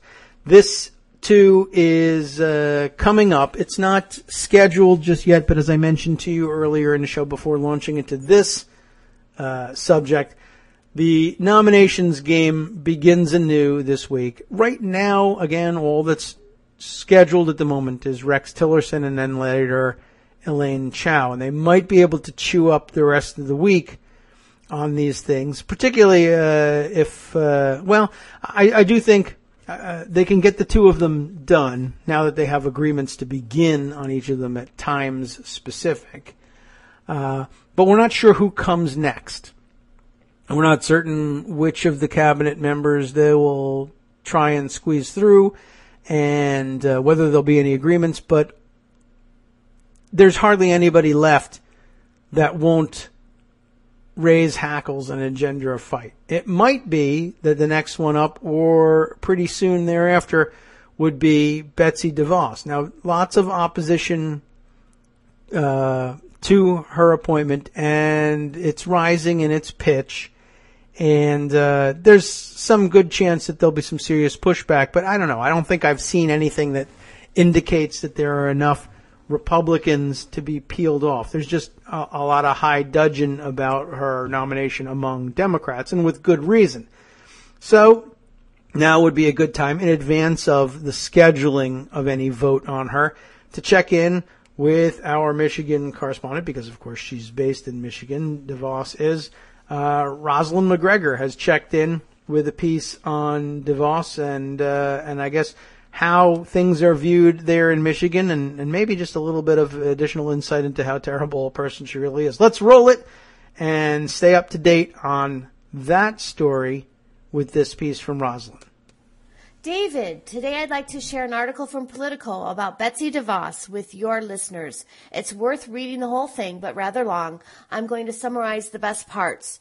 Your listeners may know that back in 2006, Betsy's husband, Dick, ran against Governor Jennifer Granholm. He lost, and that's where I pick up from Politico. Though dressed in a blue skirt suit, the uniform of a first lady that was not to be, Betsy DeVos was never a political accessory. Anyone who understood Michigan politics knew she had long been the more political animal of the pair.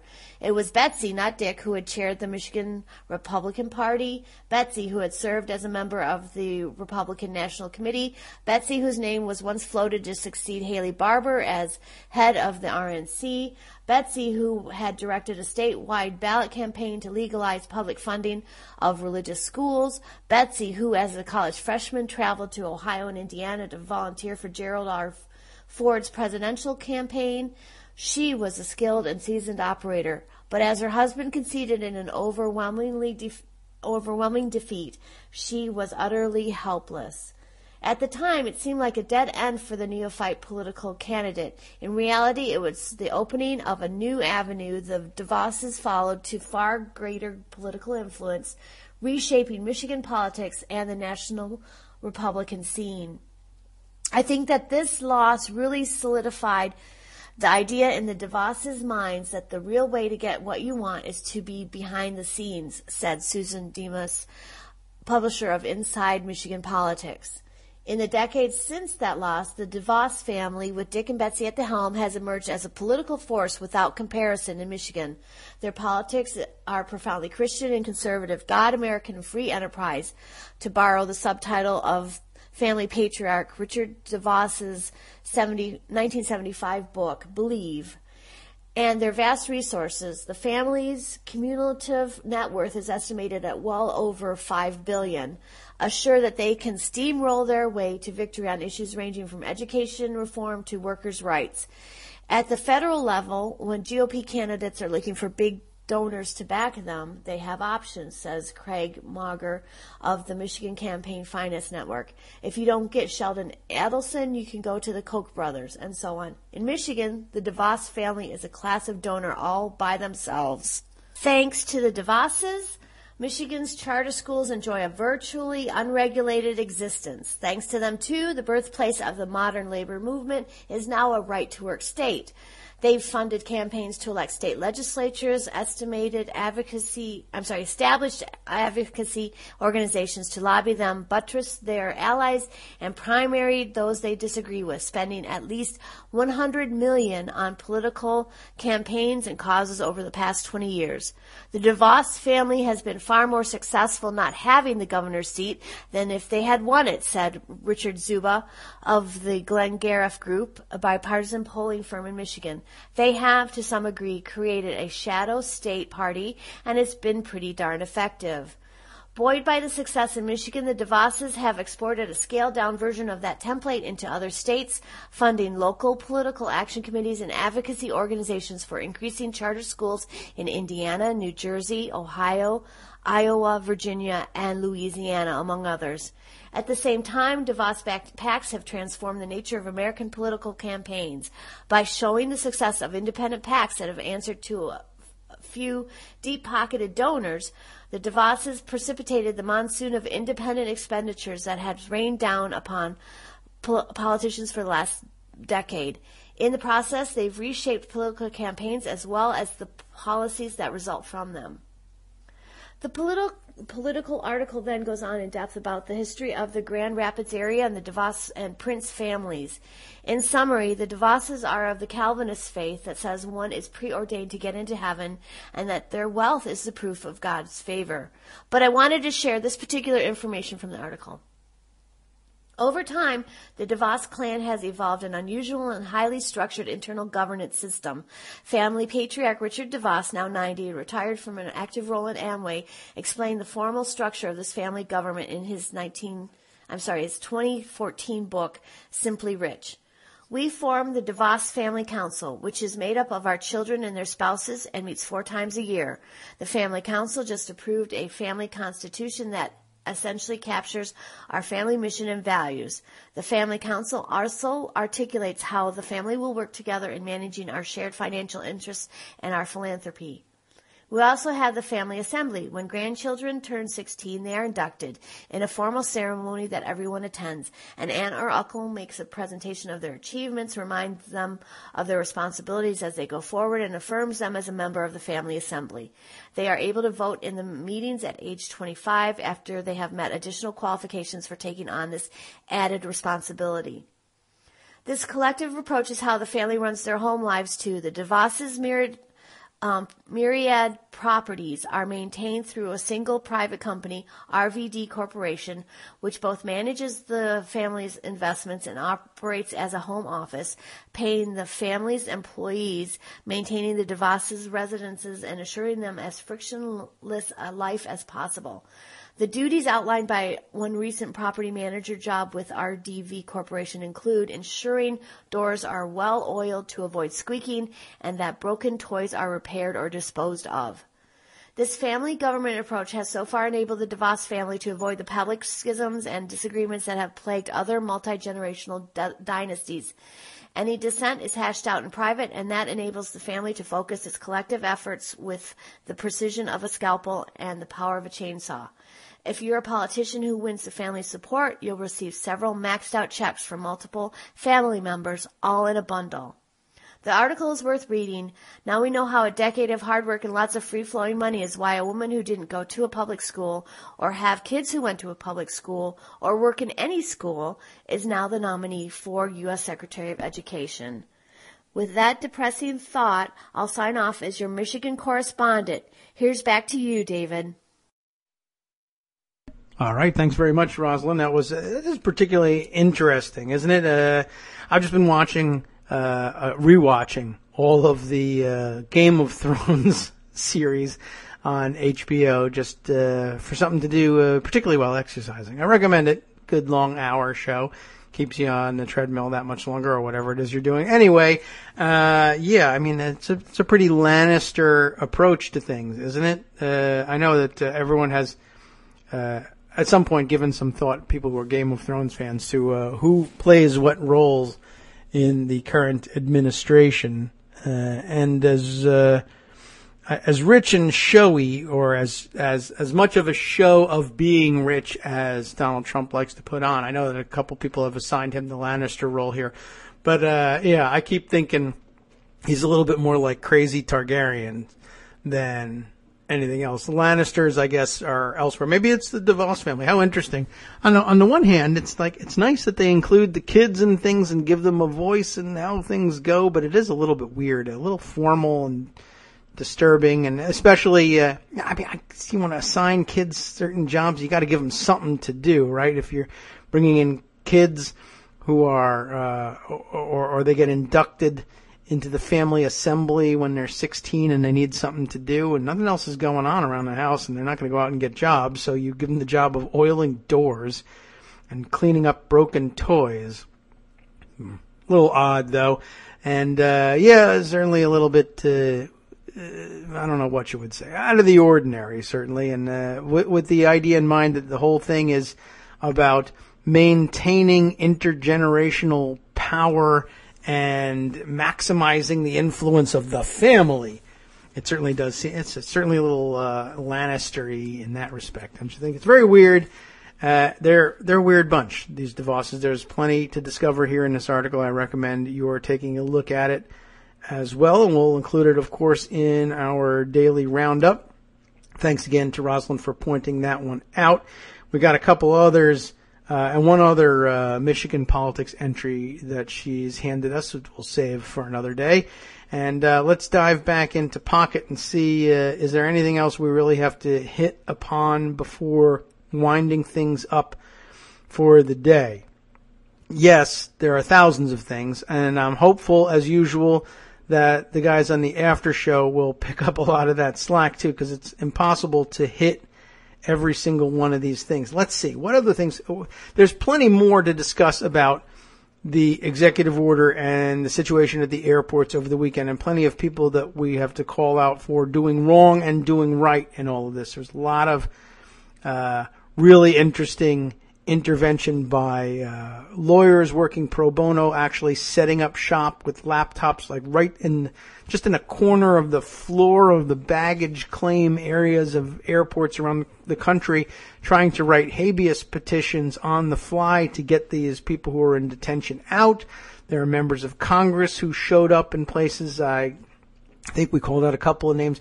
Senator Booker was out in force on this. Jerry Connolly, the congressman from closer in towards the closer in D.C. suburbs, Arlington, Fairfax County areas. Jamie Raskin, brand new member of Congress, but longtime activist, lawyer, and politician in Maryland and in the Maryland Assembly. Raskin, I don't know, I met Raskin going back like, a dozen or more years ago. He was actually quite active in the movement to drum up support for the impeachment of George W. Bush.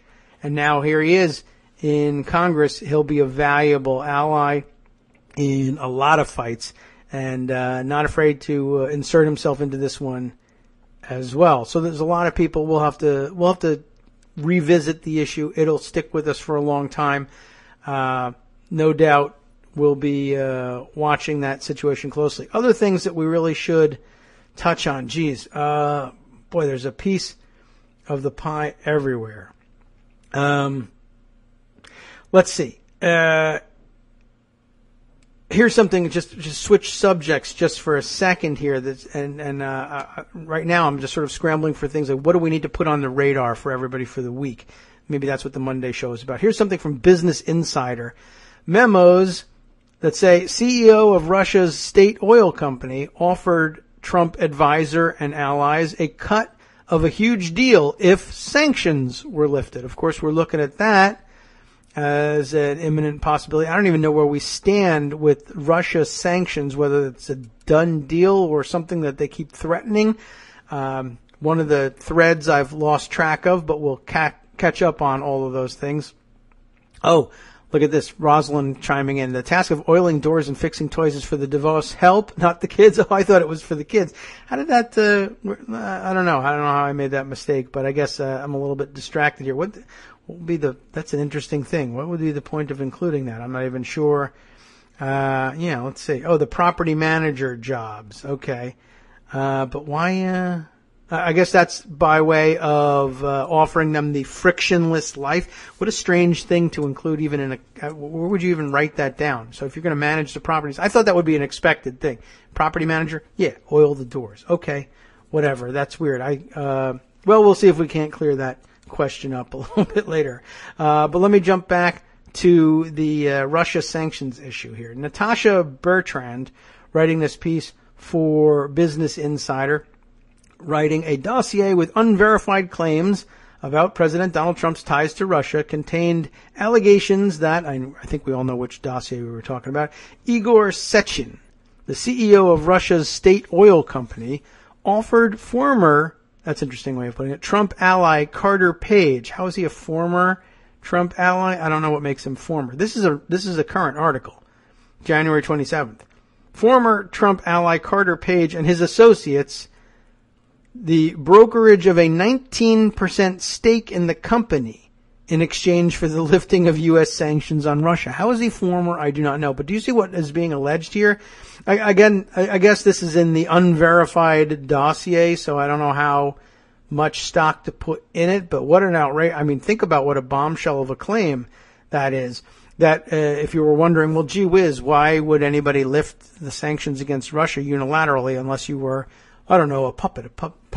No puppet. You're the puppet.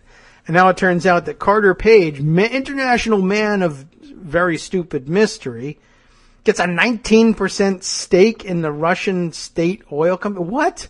That does seem a little too amazing to believe. And what a chunk to give to somebody.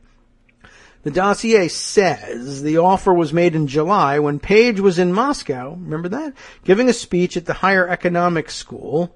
The claim was sourced to, quote, a trusted compatriot and close associate, unquote, of Sechin, according to the dossier's author, former British spy Christopher Steele. And by the way, we'll have to call up a article or two on that, but it seems like Russians somehow associated with the assembly of this dossier are turning up dead, according to certain news reports. How weird is that? Anyway, continuing with the article here, Sechin's associate said that the Rosneft president was so keen to lift personal and corporate Western sanctions imposed on the company that he offered Page and his associates the brokerage of up to a 19% privatized stake in Rosneft, the dossier said. In return, Page had expressed interest and confirmed that were Trump elected U.S. president, the sanctions on Russia would be lifted. 4 months before the intelligence community briefed Trump, then President Barack Obama, then Vice President Joe Biden, and the nation's top lawmakers on the dossier's claims, most of which have not been independently verified, but are being investigated by U.S. intelligence agencies, maybe. A U.S. intelligence source told Yahoo's Michael Isikoff that Sechin met with Page during Page's 3-day trip to Moscow. Sechin, a source told Yahoo, raised the issue of U.S. lifting sanctions on Russia under Trump. Page was an early foreign policy advisor to the Trump campaign. He took a, quote, leave of absence in September after news broke of his July trip to Moscow, and the campaign later denied that he had ever worked with it. Page, for his part, was non-committal in his response to Sechin's request that the U.S. lift the sanctions, the dossier said, but he signaled that doing so would be Trump's intention if he won the election, and he expressed interest in Sechin's offer. Gee whiz, according to the document. In a recent interview with the Wall Street Journal, Trump suggested the sanctions could be lifted if Moscow proved to be a useful ally. If you get along and if Russia is really helping us, Trump asked, why would anybody have sanctions if somebody's doing some really great things like invading the Ukraine? Page has criticized the U.S. sanctions on Russia as sanctimonious expressions of moral superiority. He praised Sechin in a May 2014 blog post for his, quote, accomplishments in advancing U.S.-Russia relations. A U.S. official serving in Russia while Page worked at Merrill Lynch in Moscow told Isikoff that Page, quote, was pretty much a brazen apologist for anything Moscow did. Page is also believed to have met with senior Kremlin internal affairs official Igor Devekin while he was in Moscow last July, according to Isikoff's intelligence sources. The dossier separately claimed that Devekin, whom U.S. officials believe was responsible for the intelligence collected by Russia about the U.S. election, met with Page and hinted that the Kremlin possessed compromising information about Trump. It is unclear whether Isikoff's reporting is related to the dossier, which has been circulating among top intelligence officials, lawmakers, and journalists since mid-2016. Very interesting. Plenty more to the article. Don't know that we'll actually be able to get all the way through it, but again, just wanted to get it on your radar so that you could, well, find the link in today's roundup post and read it for yourself. We'll have, I'm sure, much more to digest in that area. Anything else that we might be able to squeeze in before closing things out for the day? Things that need to be put on the radar might otherwise have been missed, or is everything else just basically an addition to already existing story arcs? Let's see. This one I know we touched on at the end of last week, and yeah, well, I think at this point we've hit on all the highlights that I think we can fit in before winding things up. It's been a rather amazing weekend and has made for a difficult Monday, to be sure. But, we'll keep an eye on everything. We'll keep you up to date on what's happening procedurally in the Senate. We'll keep an eye on whether the protests continue through the week at the airports, and whether or not the resistance movement, such as it is, continues to grow organically in the streets, or whether it's just going to be a boom and bust cycle of weekends. And I guess by the end of the week, we'll also have our next data point on whether or not the real offensive action happens at the White House when Jared Kushner checks out for Friday nights. Rather amazing. Okay, one other piece of the puzzle that I think I will at least enter into the record before bowing out for the after show for today. An interesting piece from Ian Millhiser making this claim in the headline: Trump's anti-refugee policies are illegal. That much we probably had guessed. Thanks to the GOP's war on birth control. Thanks, Sam Alito. What might that be about? Well, I'll give you the lead paragraph here just as a teaser. When, in writing for the majority of the court, I adopt the general rule and say this is the basis for our decision, the late Justice Antonin Scalia once warned, I not only constrain lower courts, I constrain myself as well. For if the next case should have such different facts that my political or policy preferences regarding the outcome are quite the opposite, I will be unable to indulge those preferences. Once the precedent is set, it guides future cases.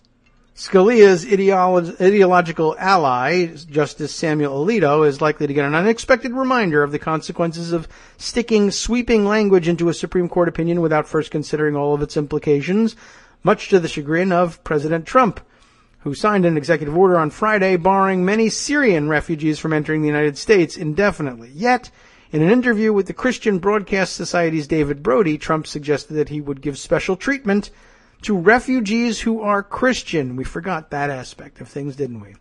In response to Brody's question whether persecuted Christians are kind of a priority here, Trump responded, yes. Trump then claimed that Christians in Syria have faced unusual difficulties and we are going to help them. Well, let's play the outro music here and sum things up, at least by the way of intro. The upshot is that a Syrian Christian who faces persecution may be admitted to the United States, but an identically situated Muslim who faces identical persecution could be excluded.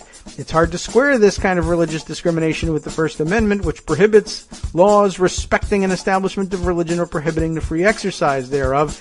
Just ask this guy, Governor Mike Pence, who tweeted and then this weekend deleted the old tweet. This came back in December of 2015 that calls to ban Muslims from entering the U.S. are offensive and unconstitutional. So I'll leave it to you to find out the exact language that Millhiser is talking about when you read the article I will include in our roundup along with Scott's help to find out just how it is that they may have painted themselves into a corner on the Muslim ban. That is, of course, if they're willing to acknowledge the logic and carry through with it. And being gametarians, that's never a done deal. What about coming up next on the After Show Metaphor Monday episode today? The Denver police warns protesters it's even illegal to carry a copy of the U.S. Constitution in the Denver airport without a permit. That was a weird bit. Americans raised $600,000 in 24 hours for the Texas mosque that burned down after Trump signed his Muslim ban. And far exceeding the 100,000 signatures needed in less than 24 hours, more than 1 million Britons have signed a petition From Daily to cancel Radio Trump's state on visit. NetworksRadio.com. You have been listening to the Kagro in the Morning Show with David Waldman. Hey, how's this for a last half? You'll want to stay tuned for this one. They'll be visiting with Angela Marks, a.k.a. Angie in Washington State, for some inside baseball news and analysis of current events. How do you like that? Stay tuned for all of this and more on the After Show with Wink and Justice coming up next.